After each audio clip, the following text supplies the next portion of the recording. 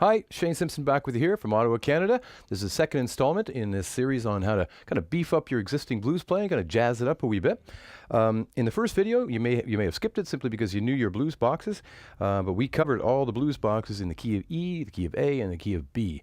If you don't know those, you really want to go back and have a look at that first video. Make sure you know those boxes.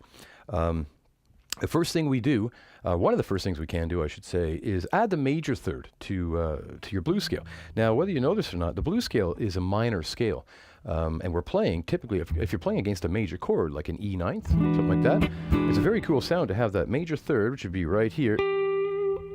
That's a nice bluesy sound we've come to accept. But the major third is this guy here. That guy there. He is part of your chord. A dominant chord, as you may know, root 3, 5, and flat 7. So that major third is in there. So what we do, I'll use it what I'll call a corrective manner here. I'll go from the minor third typically to the major third, like that. And I'll resolve it on the root. There we go. So going. Now, a G sharp note is your major third on the E chord. So I could add that. It's right there. I'll bring it up the octave too, right here.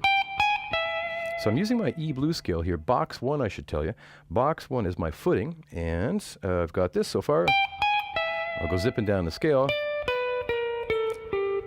There we go. There he is again. And here he is again, down the octave. Okay, there. So your 3 G sharps in this particular area. I've got one here on the 16th fret of the low E. I've got one here on the 13th fret of the G string. And I've got one here on the 16th fret of the high E. So altogether, that scale could look this way now. I'm going to go, again, using E blues. Box 1 is my footing here. I'm going to go up from the minor third each time to the major third. Here's my root. I'm going to go down a scale until I spot it again. There's your major third. Let's see how that sounds. But the loop station on is just going to sit on an E ninth chord, go round and round for us here. So just straight blues ideas. Here's your major third. Nice. Sounds more like the chord of the moment. Again, I'm using the minor third in combination with the major third. There he is. Maybe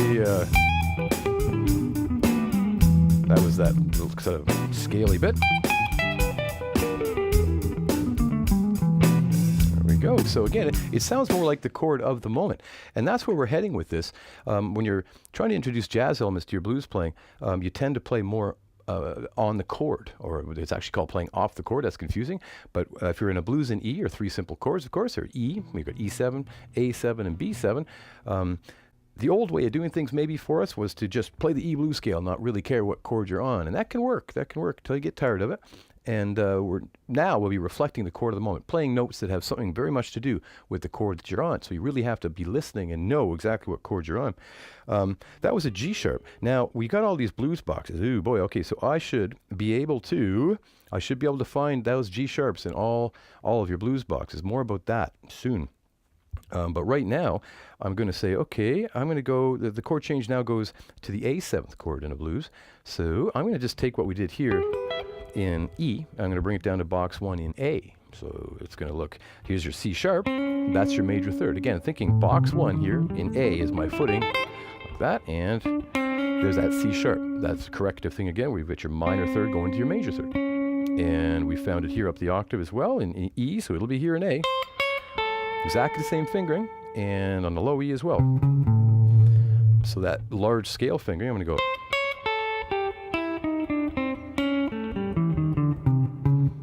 minor thirds correcting to your major thirds. And that's going to sound great over A. I'll load up an A7th chord here, coming in. And there it is there. Same ideas as we had in key of E. So then we've got, of course, the key of B. We could move it. We could literally move it to box 1 in the key of B. And that's going to look like this. I'll put the looper on again. And it should be this guy. Here he is, box 1, key of B, and there's my major third right there. There he is. Okay, Okay, now what does all that mean? It means that we can go chasing around in the same position. I'm going to play through a 12 bar here, and I'll play through a 12 bar, and I'll move. I'll change positions for every chord. That's, again, pretty athletic. It's pretty athletic, and it's not something I like to do a whole lot of because I just feel like I'm playing the same ideas in different areas of the neck. But for now, it's a good way to get started. So here's a 12 bar in E, moving around. Here we go. That's your E chord, of course. There's your major third, down to A. Back to E. There's your B. A. Back to E. B. E. We go again. Going to A here. Back to E. Going to B. A. E. B. All right, so try to get through that. That's a good place to stop tape, and just going to make sure you can get through that. And what we're heading to next here is we're going to try and stay in the same area. So I'm going to relocate. I'm going to locate the major third of each of those chords only in the 12th fret area. So I'll stay in box 1 in E. Come back for that in a sec. Okay, we're back, and now we've moved around. We've used box 1 as an example, moving them all around. But what if we want to stay a little more stationary? We have located the major third of E. I'll remind you, box 1 I'm talking about here in E. We've located it on the low E string here. There's your G sharp, and I'm typically going through the minor third to the major third. So I'm going G sharp, E. It's got that corrective kind of feel to it.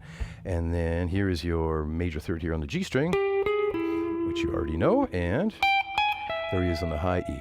Now that sounds great when you're on the E chord, when you're on E, in this case E9th I'm playing. When the chord change goes to A, to an A7th or an A9th, I'm going to try, I need a C sharp note. C sharp is the third of A, as you recall. C sharp, so where can I find that in this area here? Well, C sharp right there. There's a C sharp, and I can do the corrective thing. Here's your minor third of A, and there's your major third. There we go. So I'm using E blues. Box 1 is my footing here, and I'll try not to stray. And I can get another C sharp here. I can get them there. There we go. Or this guy, that'd be even better. So I'm having to go out of position there 1 or 2 frets, but that's okay. It's in the general vicinity. There's my C sharps, and I can get them here as well. In that area.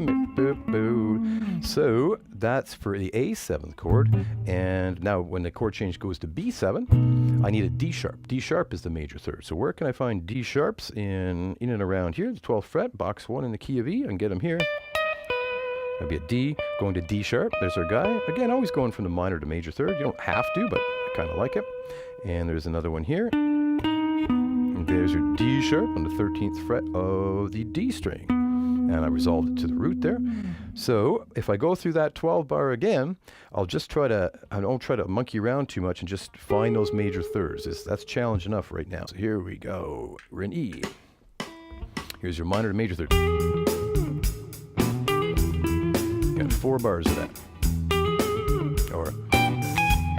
Okay, here's A. Here's my C to C sharp. Back to G sharp for the E chord. D sharp for the B, C sharp for the A, and G sharp for the E. And there's your B. There we go. So noodling a bit. That's E. We're going to C sharp for A. And G sharp for E. D sharp for B, C sharp for A, and G sharp for E. And 1, coming around again, 3, 4, and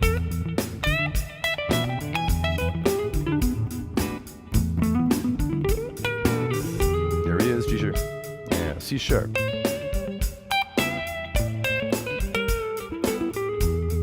sharp, and D sharp coming for B, and C sharp, go up here, and G sharp for E.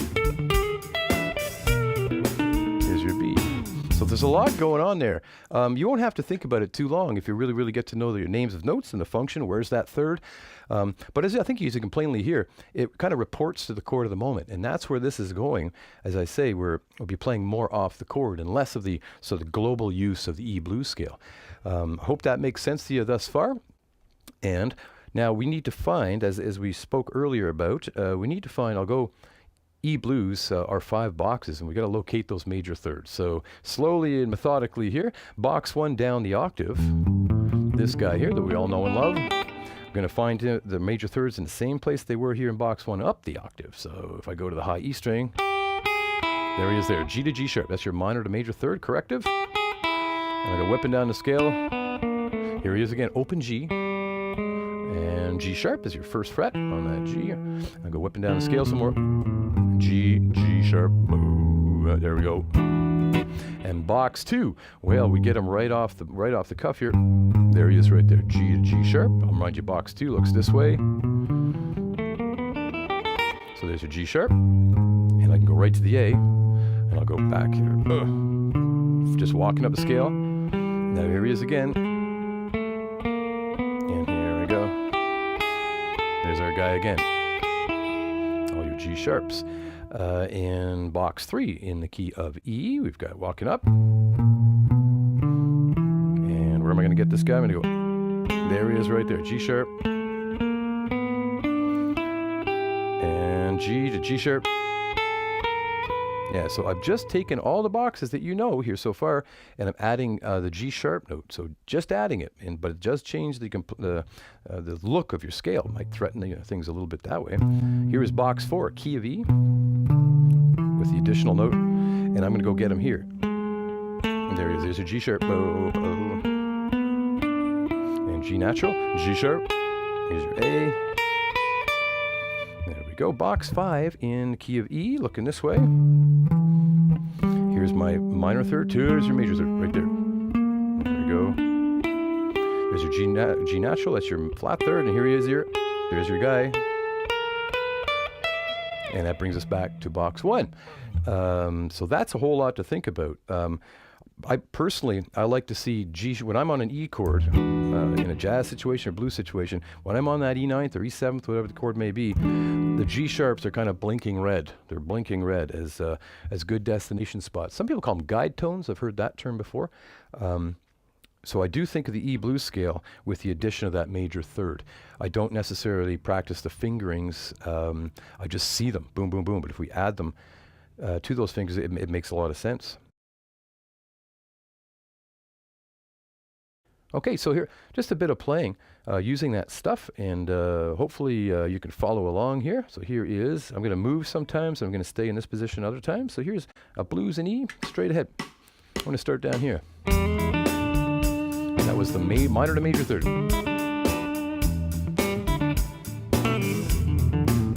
Going to A. Here's my major third. And here's my major third in E. Here's a B, here's an A, and there's my major third in E, B. Box 1.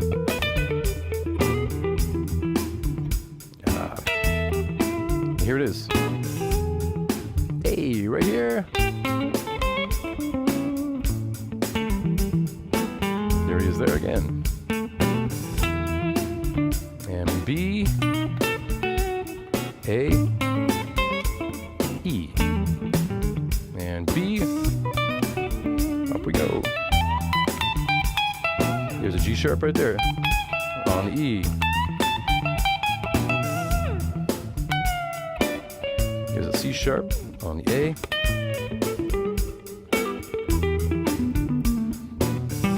There's a G sharp on that, and here's your B, D sharp, A here, G sharp on the E. There's your D sharp. Oh, it's hard to talk about it as you're playing, as you can imagine.